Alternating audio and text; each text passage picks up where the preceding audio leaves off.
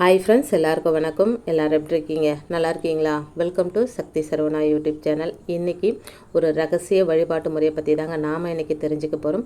பெருமாள் கோயில் ஐயர் சொன்ன ஒரு ரகசிய தீப வழிபாட்டு முறைங்க. அவங்க ரெகுலராக இந்த தீபத்தை ஏற்றி பெருமாளோட அனுகிரகத்தை பரிபூரணமாக வாங்கிட்டு இருக்காங்க. அதை என்கிட்ட சொன்னாங்க. அதை நான் உங்ககிட்ட ஷேர் பண்ணிக்கிறேங்க. எந்த ஒரு நல்ல விஷயத்தையும் 4 பேர் செய்யும்போது அதுக்கான பலன் நமக்கு கூடுதலாகவே கிடைக்கும் அப்படின்னு சொல்லுவாங்க. இந்த தீபத்தை எப்போ ஏற்றணும், எந்த சூட்சுமமான நேரத்தில் ஏற்றணும் அப்படின்றது தாங்க ரொம்ப ரொம்ப முக்கியம். வாங்க வீடியோக்குள்ளே போகலாம். யோகம் பெற ஏற்ற வேண்டிய தீபங்க. ஒவ்வொரு நாளும் யோகமான நாளாகவும் அதிர்ஷ்டமான நாளாகவும் இருக்கணும் அப்படின்னா எல்லாருமே ஆசைப்படுவோம். அந்த நாளில் நாம் தொடங்குகிற செயல் நமக்கு வெற்றியை தரணும். அந்த நாளில் நம்ம செய்யக்கூடிய எல்லா செயல்களுமே பிற்காலத்தில் நமக்கு நன்மைகளை மட்டுமே தரணும் அப்படின்றத எல்லாருமே நினைப்போம், செயல்படவும் செய்வாங்க. ஆனால் இது பலருக்கும் நடக்காதுங்க, ஒரு சிலருக்கு மட்டுமே நடக்கும். ஆனால் அப்படிப்பட்ட சூழ்நிலையில் நம்முடைய வாழ்க்கையில் அனைத்து விதமான யோகங்களையும் பெறுவதற்கு இந்த தீபத்தை நாம் ஏற்றணுங்க. இந்த தீபத்தை எப்போ ஏற்றணும், எப்படி ஏற்றணும், அதோடு இதுக்கு நெய்வேத்தியமாக என்ன வைக்கணும் அப்படின்றது தாங்க ரொம்ப ரொம்ப முக்கியம். நமக்கு யோகத்தையும் செல்வ செழிப்பையும் தரக்கூடிய தெய்வமாக இருக்கிறவங்க தான் பெருமாள் மற்றும் மகாலட்சுமி தாயார். இவங்க 2 பேரோட அருளையும் நாம் பரிபூரணமாக பெறணும் அப்படின்னா இவங்களுக்குரிய தினங்களாக நாம் தேர்வு செய்து வழிபடணுங்க. பெருமாளுக்குரிய தினங்கள் அப்படின்னு பார்க்கும்போது சனிக்கிழமை பெருமாளுக்குரிய நாள், புதன்கிழமை பெருமாளுக்குரிய நாள், அதுவும் ஏகாதசி திதி ரொம்ப ரொம்ப ஒரு விசேஷமான நாள். மகாலட்சுமி தாயாருக்கு வெள்ளிக்கிழமை ரொம்ப உகந்த நாள். இந்த நாட்களை நம்ம தேர்வு செஞ்சுக்கணுங்க. நான் இந்த வழிபாடை என்னைக்கு ஆரம்பிக்கிறேன் அப்படின்னா, இன்றைக்கி செவ்வாய்க்கிழமை 5:30 மணி வரைக்கும் ஏகாதசி திதி முடியுதுங்க. அதாவது பிரம்ம முகூர்த்த நேரம் முடியும் சமயம், அதே சமயம் ஏகாதசி திதியை முடியுதுங்க. எந்த ஒரு திதியாக இருந்தாலும், ராகு காலம், யமகண்டம் போன்ற நேரமாக இருந்தாலும் கடைசி நேரங்களே ரொம்ப முக்கியமான நேரமாக கருதப்படுங்க. அந்த வகையில் இன்றைக்கி செவ்வாய்க்கிழமை ஏகாதசி முடியும் நேரமும் பிரம்ம முகூர்த்தம் முடியும் நேரமும் ஒரு சேர அமைஞ்சிருக்கு. அன்னைக்கு இந்த தீபத்தை நான் ஏற்றி என்னுடைய வளமான வாழ்க்கை அமையணும் அப்படின்னு சொல்லி இந்த தீபத்தை ஏற்றிக்கிறேங்க. இதை இன்றைக்கி ஏற்ற முடியாதவங்க நம்ம வெள்ளிக்கிழமையில் ஏற்றிக்கலாம், சனிக்கிழமையில், புதன்கிழமையில், இந்த 3 நாட்களையும் இந்த தீபத்தை ஏற்றலாங்க. இந்த 3 நாட்களும் ஏற்ற முடியாதவங்க, நாங்கள் வேலைக்கு போகிறோம், எங்களுக்கு டைம் இல்லை அப்படின்னு சொல்கிறவங்க, ஏகாதசி திதி வருது பார்த்திங்களா, அன்னைக்கு ஒரு நாளாவது இந்த தீபத்தை கண்டிப்பான முறையில் பிரம்ம முகூர்த்த நேரத்தில் மட்டும்தாங்க இந்த தீபத்தை ஏற்றணும். பிரம்ம முகூர்த்த நேரம் அப்படின்றது 4:30 to 6 அப்படின்னு சொல்லுவாங்க. நம்ம 5:30 மணிக்குள்ளே இந்த தீபத்தை ஏற்றி வழிபாடு செய்யணுங்க. அது ரொம்ப ரொம்ப முக்கியங்க. எப்பவும் போல் உங்கள் பூஜை அறையெல்லாம் க்ளீன் பண்ணிவிடுங்க. மகாலட்சுமி தாயார் ஃபோட்டோ எல்லார் வீட்லேயும் இருக்கும், அவங்க இல்லாத வீடே இருக்காது. பெருமாள் ஃபோட்டோ இருந்தாலும் சரி, பெருமாள் விக்கிரகம் இருந்தாலும் சரி, அதெல்லாம் எடுத்து அழகாக அலங்காரம் பண்ணிக்கோங்க. நான் எங்கிட்ட மகாலட்சுமி தாயார் ஆல்ரெடி இருந்தாங்க. இந்த பெருமாள் விக்கிரகம் இப்போ தாங்க வாங்கியிருந்தேன். அதை வச்சுட்டு இப்போ அவங்களுக்கு அழகாக கண்டிப்பாக ஒரு துளசி இலையாவது பெருமாளுக்கு வைக்கணுங்க. அது ரொம்ப ரொம்ப முக்கியம். அவங்களுக்கு அழகாக அலங்காரம் பண்ணிவிட்டு அவங்களுக்கு எப்பவும் போல் ஏற்றுற தீபம் ஏற்றி வச்சுட்டேங்க. அடுத்து சின்னதாக ஒரு தட்டு எடுத்துகிட்டு அதுலேருந்து வாசனை பூக்கள் இருந்தால் ரொம்ப விசேஷம். நான் மல்லிகைப்பூ போட்டிருக்கிறேன். மல்லி, முல்லை, ஜாதி, பன்னீர் ரோஸு, இந்த மாதிரி எந்த வாசனை பூக்கள் கிடைச்சாலும் அதை எடுத்துக்கலாங்க. துளசி இலைகள் கண்டிப்பாக வைக்கணும். நிறைய துளசி இலைகள் உங்களுக்கு கிடைக்கலன்னா கூட ஒரு துளசி இலையாவது இந்த தீபம் ஏற்றும் போது இருக்கணும்.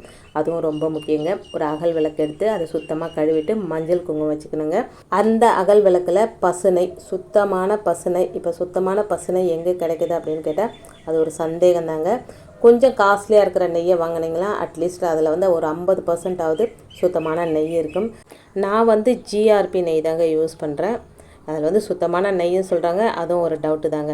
இப்போது அந்த நெய்க்குள்ளே பச்சை கற்பூரம் அப்படின்றது பெருமாளுக்குரிய மிக முக்கியமான ஒரு பொருளுங்க. துளசி எப்படி முக்கியமோ அதே மாதிரி பச்சை கற்பூரமும் ரொம்ப முக்கியங்க.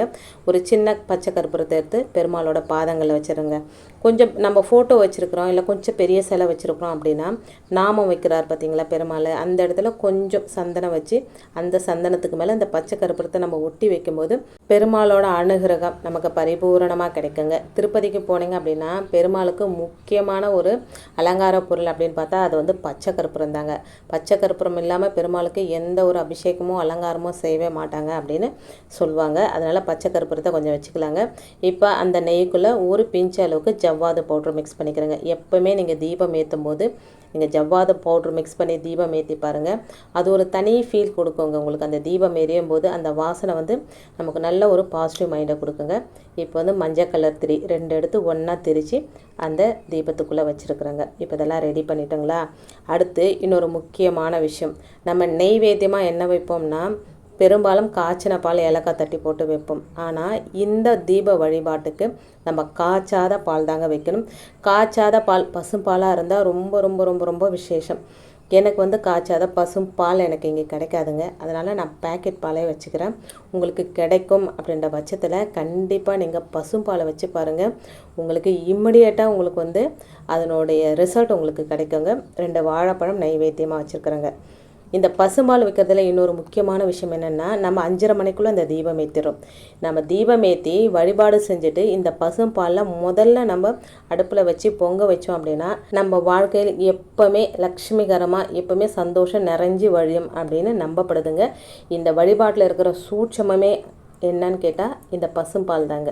காய்ச்சாத பசும்பால் நம்ம எப்பவுமே காய்ச்சாத பசும்பால் வைக்க மாட்டோம் எதுக்குமே. ஆனால் இந்த வழிபாட்டுக்கு காய்ச்சாத பால் வைக்கிறோம், அதுதாங்க ரொம்ப முக்கியம்.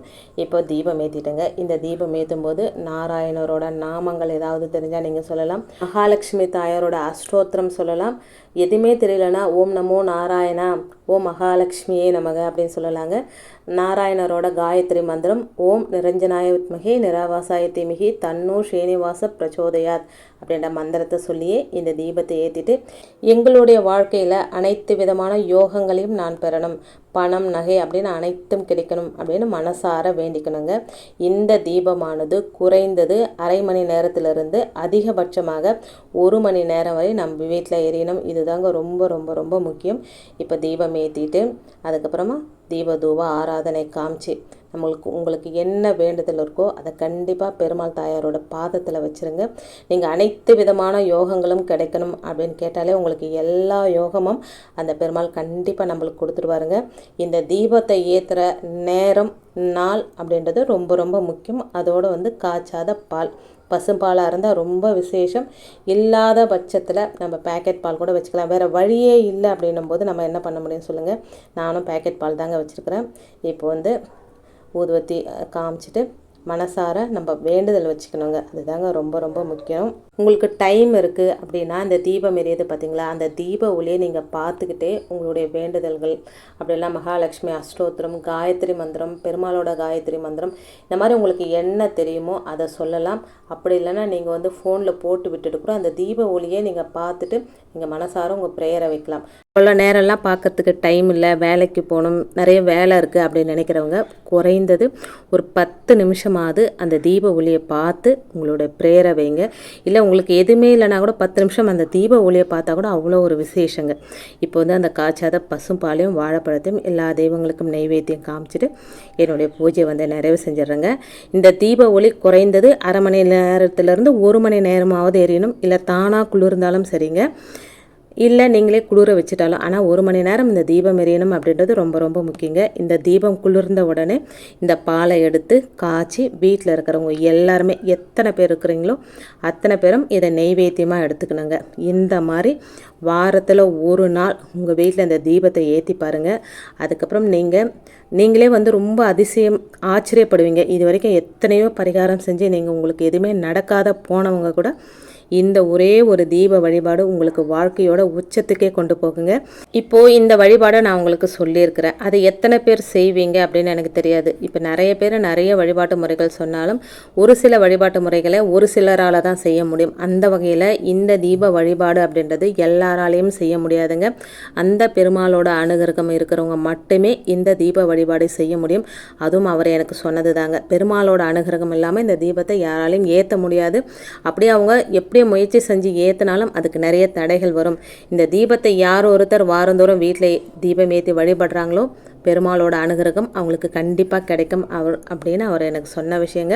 நீங்கள் எத்தனை பேர் இந்த தீபம் ஏற்றுனீங்க அப்படின்றத கண்டிப்பாக என்னோட ஷேர் பண்ணிக்கோங்க. நிறைய பேர் கமெண்ட்டும் பண்ண மாட்டேன்றீங்க, லைக்கும் பண்ண மாட்டேன்றீங்க. நீங்கள் கமெண்ட் பண்ணால் தான் யார் இந்த தீபம் ஏற்றுனீங்க அப்படின்றது எனக்கு தெரியும். அதோட நீங்கள் வீடியோ பார்த்து ஒரு லைக்கு கமெண்ட் பண்ணீங்க அப்படின்னா தான் யூடியூப் இந்த வீடியோவை 4 பேருக்கு கொண்டு போய் சேர்க்குங்க. யாருமே லைக் கமெண்ட் பண்ணல அப்படின்னா இது யூடியூப் 4 பேர்கிட்ட காட்டாதுங்க. இந்த வீடியோ நிறைய பேருக்கு தெரியாமலே போயிடும். இந்த மாதிரி நல்ல விஷயங்கள் 4 பேருக்கு தெரிஞ்சு அவங்களும் இந்த முறையில் தீபமேற்றி வழிபாடு செஞ்சு அவங்க வந்து நல்ல பலனை அடைஞ்சாங்களா, அதனுடைய பலன் உங்களையும் சேரும், என்னையும் வந்து சேருங்க. இதை வந்து ஒரு சிலர் மட்டுமே பயன்படுத்தி நல்ல பலனை அடைஞ்சிட்டு இருக்காங்க. நிறைய பேர் பயன்படுத்தி பெருமாளோட அனுகிரகத்தை எல்லாருமே பெறணும் அப்படின்றது தான் என்னோட ஆசை. எனக்கு தெரிஞ்ச விஷயங்களே அது சீக்ரெட்டாக இருந்தாலும் அது உங்களோட நான் ஷேர் பண்ணிக்கிறேங்க. ஏன்னா நானும் நல்லா இருக்கணும், நீங்களும் நல்லா இருக்கணும், எல்லாரும் நல்லா இருக்கணும். இதுதாங்க என்னுடைய ஆசை. பெருமாள் மற்றும் மகாலட்சுமி தாயாரோட அனுகிரகத்தால் இந்த முறையில் தீபமேற்றி முழு மனதோடும் நம்பிக்கையோடும் வழிபாடு செய்கிறவங்களுடைய வாழ்க்கையில் இருக்கக்கூடிய கஷ்டங்கள் அனைத்தும் நீங்கி யோகம் பெறுவீங்க அப்படின்றத நம்பிக்கையோடு நான் சொல்கிறேங்க. ஏன்னா சில விஷயங்களை நம்ம கேட்கும்போது நமக்கு அது உடனே பலன் தரும் அப்படின்றது நமக்கு மைண்ட் வந்து சொல்லிடுங்க. நம்பிக்கையோடு செய்யுங்க, நல்லதே நடக்கும். இன்றைக்கி வீடியோவில் நான் சொன்ன விஷயங்கள்லாம் உங்களுக்கு பிடிச்சிருந்தது அப்படின்னா ப்ளீஸ் சேனலுக்கு சப்ஸ்கிரைப் பண்ணி சப்போர்ட் பண்ணுங்கள். இந்த வீடியோவை உங்கள் ஃப்ரெண்ட்ஸ் அண்ட் ஃபேமிலிக்கும் ஷேர் பண்ணி விடுங்க, அவங்களும் பலனடையட்டும். இன்னொரு எளிமையான ஆன்மீக தகவலோடு உங்களை சந்திக்கிறேன். அது வரைக்கும் நன்றி, வணக்கமும். Take care and bye friends.